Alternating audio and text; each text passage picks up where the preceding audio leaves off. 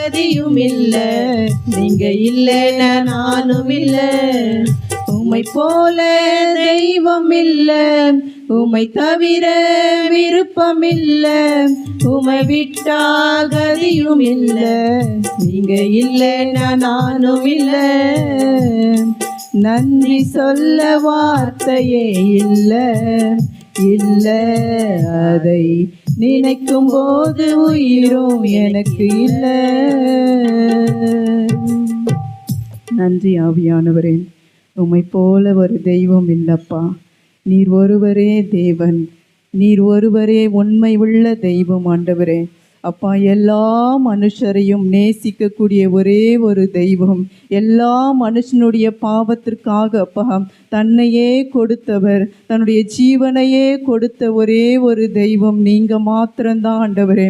இந்த காலை வேளையில ஏசப்பா ஆண்டவரே, உம்மை நோக்கி நாங்கள் வந்திருக்கிறோம் ஆண்டவரே, உம்முடைய சமூகத்திற்கு நாங்கள் வந்திருக்கிறோம் ஆண்டவரே.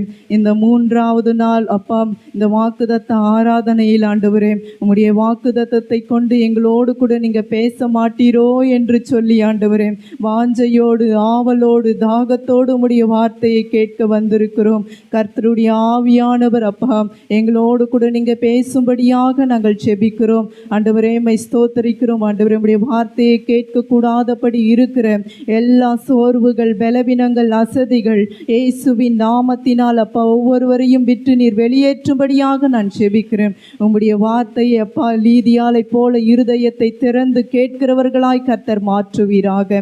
எல்லாவற்றுக்கும் மேலாக உம்முடைய நாமம் மகிமைப்படுவதாக.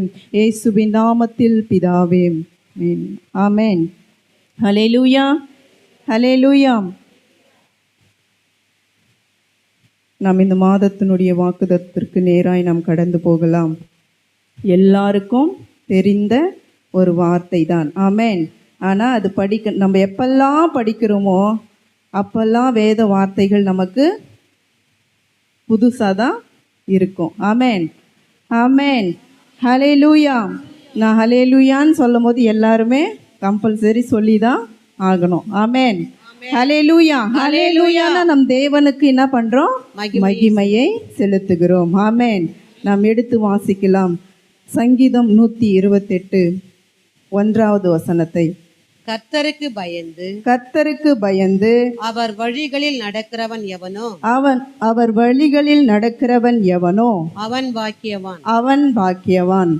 கர்த்தருக்கு பயந்து அவர் வழிகளில் நடக்கிறவன் எவனோ அவன் பாக்கியவான். கடந்த 2 நாளாக தொடர்ந்து